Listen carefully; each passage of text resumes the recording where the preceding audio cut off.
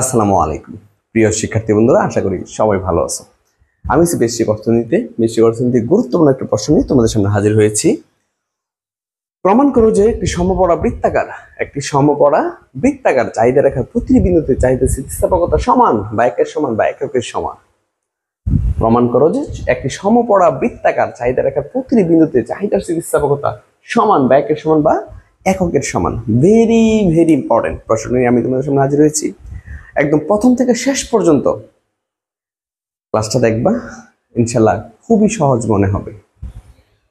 ওকে, শুরু করি সমাধান।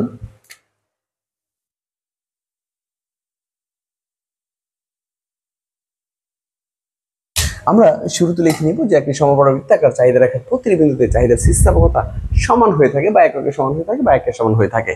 এই কথাটুকু আমরা শুরুতেই লিখে নিব। পরীক্ষায় যেটা আসে সেটাই, যদি আসে সমান সমান লিখবা, যদি আসে একের সমান লিখবা, যদি আসে এককের সমান লিখবা।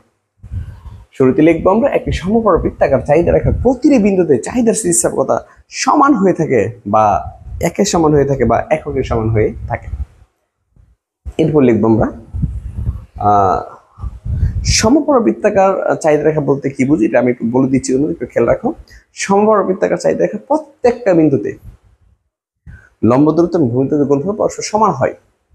আর সমপড়া বৃত্তাকার চাহিদা রেখা কখনোই লম্ব এবং ভূমিকে স্পর্শ করে না। এই কারণে সমপড়া বৃত্তাকার চাহিদা রেখার কোনো বিন্দুতে স্থিতিস্থাপকতা পরিমাপ করতে গেলে ওই বিন্দুতে একটা স্পর্শক অঙ্কন করতে হয়। সমপড়া বৃত্তাকার চাহিদা রেখার কোনো নির্দিষ্ট বিন্দুতে স্থিতিস্থাপকতা পরিমাপ করতে হলে ওই নির্দিষ্ট বিন্দুতে একটা স্পর্শক অঙ্কন করতে হয়। ওকে, আমরা শুরুতে এটুকু লিখে নেব যে একটি সমপড়া বৃত্তাকার চাহিদা রেখার প্রতিটি বিন্দুতে চাহিদা স্থিতিস্থাপকতা সমান হয়ে থাকে বা একের সমান হয়ে থাকে বা এককের সমান হয়ে থাকে। নিম্নের চিত্রের সাহায্যে বিষয়টি প্রমাণ করা হলো। আমরা চিত্র অঙ্কন করে নিব।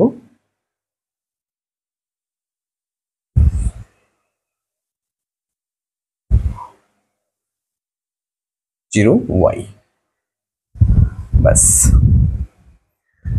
এখন যেভাবে চিত্র রাখবা একটু খেয়াল করবে সবাই। একদম শুরুতেই আমি একদম একটা স্পর্শ অঙ্কন করে নিব সহজ আঁকার জন্য। ধরো এ হচ্ছে বি, ঠিক এবি রেখার মধ্যবিন্দুতে এবি রেখার একদম মধ্যবিন্দুতে একটা মাঝখানে একটা বিন্দু দিব। এবি ডাকলাম, ঠিক এবি আর একদম এবি এর মাঝখানে একটা বিন্দু দিয়ে দিব। এরপরে আমরা আরেকটা রেখা অঙ্কন করবো। ধরো এটা হচ্ছে সি ডি, ঠিক সিডি রেখার মাঝখানে একদম মধ্যবিন্দুতে আরেকটা বিন্দু দিব। সিডি এর মাঝখানে আরেকটা বিন্দু দিব একদম মধ্যবিন্দুতে, ঠিক আছে? সিডি এর মাঝখানে, চোখের আন্দাজ, একদম স্কেলটি মাপতে হবে এরকমটা না।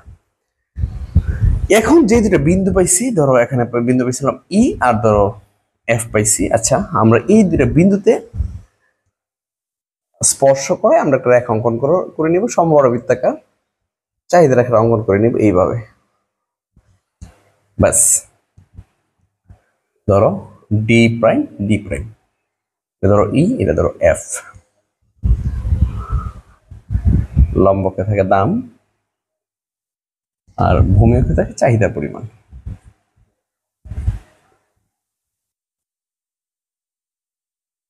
Quantity of demand. আমরা এইভাবে চিত্র অঙ্কন করে নিব। এরপরে ব্যাখ্যায় যাব। চিত্রের ভূমিকা চাহিদা পরিমাণ, লম্বকে দাম নির্দেশ করা হলো।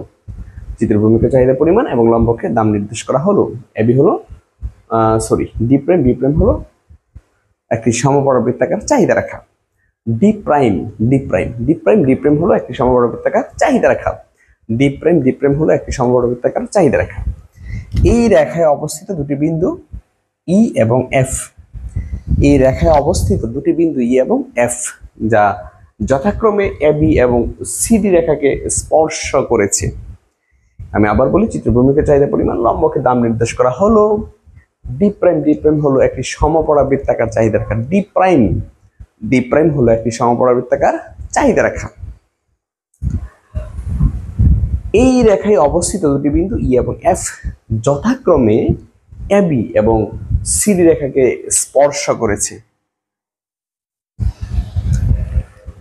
নিম্নে ই এবং এফ বিন্দুতে চাহিদা স্থিতিস্থাপকতা পরিমাপ করা হলো। এটাও লিখলাম। এরপর লিখবো আমরা জানি চাহিদার বিন্দু স্থিতিস্থাপকতার সূত্র অনুসারে, আমরা জানি চাহিদার বিন্দু স্থিতিস্থাপকতার সূত্র অনুসারে, এটুকু লিখে নিব। কি লিখবো?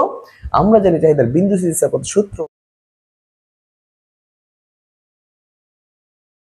অনুসারে চাহিদার স্থিতিস্থাপকতা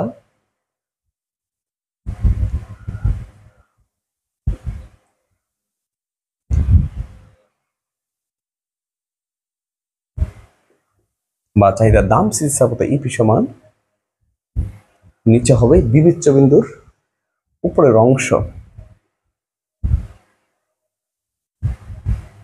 বিবেচ্য বিন্দুর উপরের অংশ, আর উপরে হবে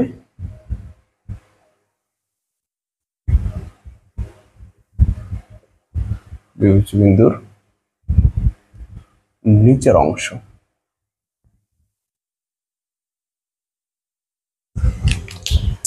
চাহিদা স্থিতিস্থাপকতা ইপি সমান হচ্ছে বিবেচ্য বিন্দুর উপরের অংশটা হবে নিচে, বিবেচ্য বিন্দুর নিচের অংশটা হবে উপরে। খেয়াল রাখতে হবে, বিবেচ্য বিন্দুর উপরের অংশ হবে নিচে আর নিচের অংশ হবে উপরে। এই হচ্ছে বিন্দু স্থিতিস্থাপকতা সূত্র অনুসারে চাহিদার স্থিতিস্থাপকতা।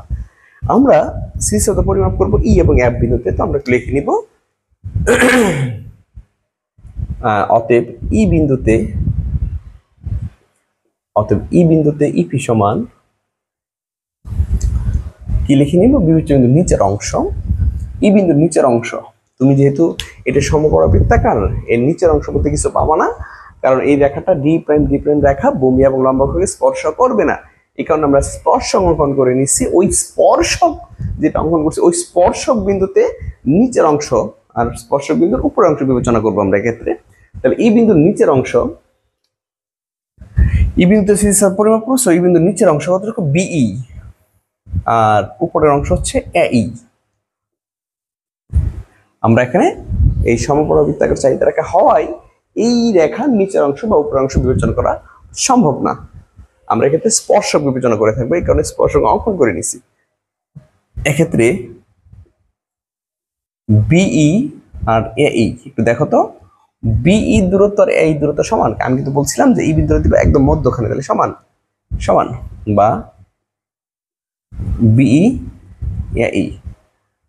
আমরা কি করলাম? উভয় পক্ষকে এই দ্বারা ভাগ করে দিলাম।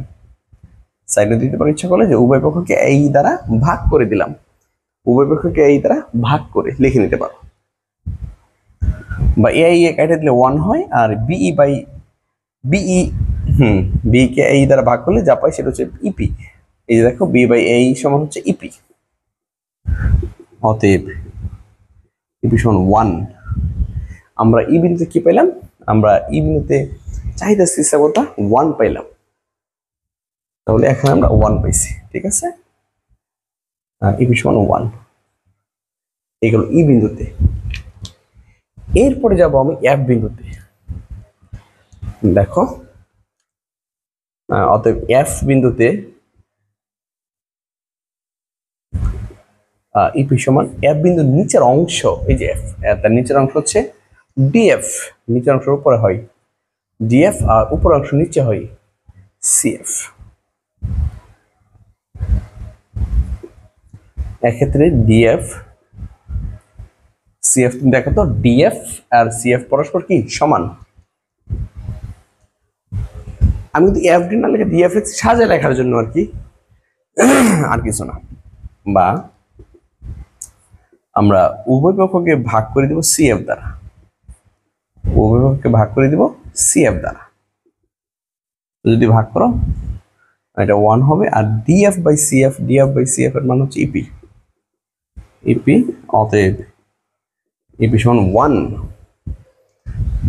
তাহলে আমরা এফ বিন্দুতে কি পাইছি? ইপির মান 1 পাইছি।